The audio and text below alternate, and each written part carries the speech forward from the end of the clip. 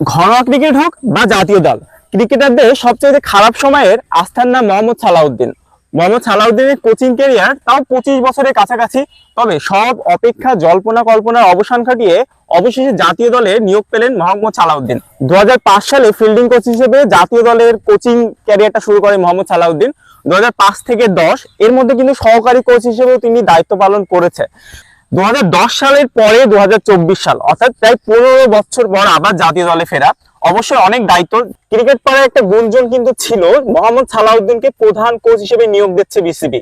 তবে না, প্রধান কোচ হিসেবে নিয়োগ দেয়নি, তবে সহকারী কোচ হিসেবে মোহাম্মদ সালাউদ্দিনকে সবচেয়ে পারফেক্ট হিসেবে বিবেচনা করা হয়েছে বিসিবির তরফ থেকে।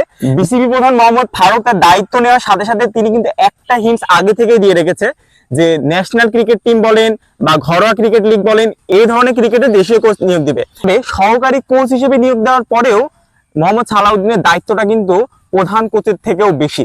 এর পিছনে বেশ কয়েকটা রিজন আছে। মোহাম্মদ সালাউদ্দিনের কাছ থেকে আমাদের এক্সপেকটেশন অনেক বেশি। তার কারণ আমরা যদি বিপিএল এর কথা বা কোনো ঘরোয়া ক্রিকেটের কথাই চিন্তা করি, ঘরোয়া ক্রিকেটের যে লিগগুলো হয় সেই লিগে বা আপনার বিপিএল বলেন, সবচাইতে বেশি সাকসেসফুল কোচদের মধ্যে যদি আমরা তালিকা করি তাহলে সবার প্রথমে অবশ্যই মোহাম্মদ সালাউদ্দিনের নাম থাকবে। বিপিএল এ কুমিল্লার হয়ে 4টা শিরোপা জেতানোর যে কারিগর সেটা কিন্তু মোহাম্মদ সালাউদ্দিন। এবং মঈন আলীর একটা কমেন্ট বেশ কিছুদিন আগে বেশ ভাইরাল হয় যে কেন মোহাম্মদ সালাউদ্দিনকে এখনো জাতীয় দলে কোচ নিয়োগ করা হচ্ছে না। তিনি ওয়ার্ল্ডের টপ 5 কোচের মধ্যে মোহাম্মদ সালাউদ্দিনকে রেখেছিল। এখন মোহাম্মদ সালাউদ্দিনকে কোচ নিয়োগ দেওয়ার ক্ষেত্রে বেশ কয়েকটা পজিটিভ দিক আমার কাছে আছে। তার পিছনে প্রধান কজ যে বিপিএল এর শিরোপা জেতানো সেটা কিন্তু না। হ্যাঁ, এটা আপনি বলতে পারেন যে কুমিল্লাতে অনেক ভালো ভালো প্লেয়ার আসে, সেই ক্ষেত্রে মোহাম্মদ সালাউদ্দিন ওই ক্রেডিটটা নিতে পারে যে হ্যাঁ, মোহাম্মদ সালাউদ্দিন 4টা শিরোপা জিতিয়েছে, তার মানে মোহাম্মদ সালাউদ্দিনের কারণেই শিরোপাগুলো জিতেছে। হয়তোবা এমন না, তবে তার কিন্তু এই অভিজ্ঞতাটা আছে বড় বড় খেলোয়াড়দের সাথে কাজ করা। এবং শুধু যে বড় বড় খেলোয়াড়দের সাথে কাজ করেছে সেটা কিন্তু না, তিনি বিকেএসপির দায়িত্ব পালন করেছে, আন্ডার-19 এর যেসব প্লেয়ার আছে তাদের নিয়ে কাজ করেছে, এবং তিনি দীর্ঘদিন ধরে মাস্কো ক্রিকেট একাডেমির সাথেও কিন্তু জড়িত। এবং সবকিছু মিলে মোহাম্মদ সালাউদ্দিনের কিন্তু একদম নিচ লেভেল থেকে উপরের লেভেল পর্যন্ত কাজের একটা অভিজ্ঞতা আছে। সেই জায়গা থেকে মোহাম্মদ সালাউদ্দিনের ডিমান্ডটা কিন্তু অনেক বেশি ছিল। এবং মোহাম্মদ সালাউদ্দিন দায়িত্ব পালনের পরপরই একটা সাক্ষাৎকার দেয় এবং তিনি সাক্ষাৎকারে বেশ কয়েকটা কথা বলে। তার এই দায়িত্ব নেওয়ার বেশ কয়েকটা কারণ তিনি উল্লেখ করে। তার মধ্যে প্রধান কারণটাই তিনি উল্লেখ করে যে হ্যাঁ, এটা তো অনেক এক্সাইটমেন্টের একটা ব্যাপার যে ন্যাশনাল ক্রিকেট টিমের দায়িত্ব পালন করা মানে একটা ন্যাশনাল ক্রিকেটকে রিপ্রেজেন্ট করা, মানে তিনি তার দেশকে রিপ্রেজেন্ট করছে, এটা তো অবশ্যই গর্বের একটা ব্যাপার থাকতেই পারে। এছাড়া আরো বেশ কয়েকটা কারণে তিনি দায়িত্ব নিয়েছে বলে তিনি তার সাক্ষাৎকারে জানিয়েছে। তার মধ্যে অন্যতম কারণ হচ্ছে দেশীয় কোচদেরকে মূল্যায়ন করা। তিনি আসলে প্রমাণ করতে চাই যে না, দেশীয় কোচরাও যে বাংলাদেশের ক্রিকেটে অনেক বড় অবদান রাখতে পারে, এই চ্যালেঞ্জটাও কিন্তু মোহাম্মদ সালাউদ্দিন নিয়েছে। এবং এটা কিন্তু খুবই দরকার বাংলাদেশি ক্রিকেটে। বাংলাদেশি ক্রিকেটে যদি আমরা বলি, আন্ডার-19 বলেন বা আপনি ডিস্ট্রিক্ট লেভেল বলেন, বিভাগীয় লেভেল বলেন, অনেক ক্রিকেটারদের জন্য ভালো কোচিং যে প্যানেল কিন্তু এটা কিন্তু একটা অভাব আছে। এবং দেশে এই কোচিং প্যানেলের জন্য একটা বড় ইন্সপিরেশনের জায়গা হতে পারে মোহাম্মদ সালাউদ্দিন। আমি পার্সোনালি মনে করি ডিস্ট্রিক্ট লেভেল বলেন বা বিভাগীয় লেভেল বলেন, এই লেভেল থেকে যদি ভালো ক্রিকেটার উঠে আসতে হয় তাহলে ভালো কোচিং প্যানেলেরও কিন্তু দরকার। তবে ভালো কোচ হওয়ার জন্য যে ভালো ক্রিকেটার হতে হবে এইটা কিন্তু না।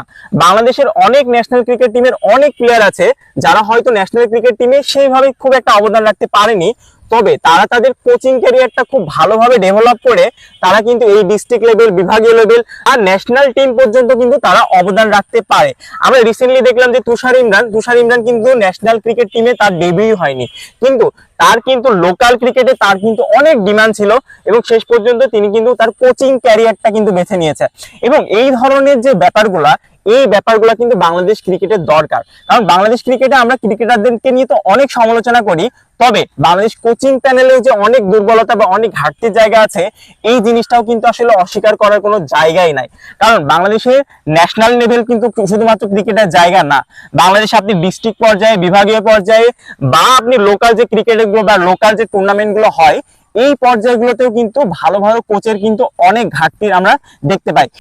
সবকিছু মিলে এই জায়গাগুলোতে দেশীয় কোচদের খুবই দরকার এবং একটা ভালো কোচিং প্যানেল ডেভেলপ করার জন্য মোহাম্মদ সালাউদ্দিনের যদি মোটামুটি ভাবে আমরা জানি সাকসেসফুল রেটটা তো অনেক হাই, যদি আমরা লোকাল লেভেল ক্রিকেটের কথা চিন্তা করি বা বিপিএল এর কথা চিন্তা করি, তবে ন্যাশনাল ক্রিকেট টিমের প্রেশারটা কিন্তু একটু অন্যরকম।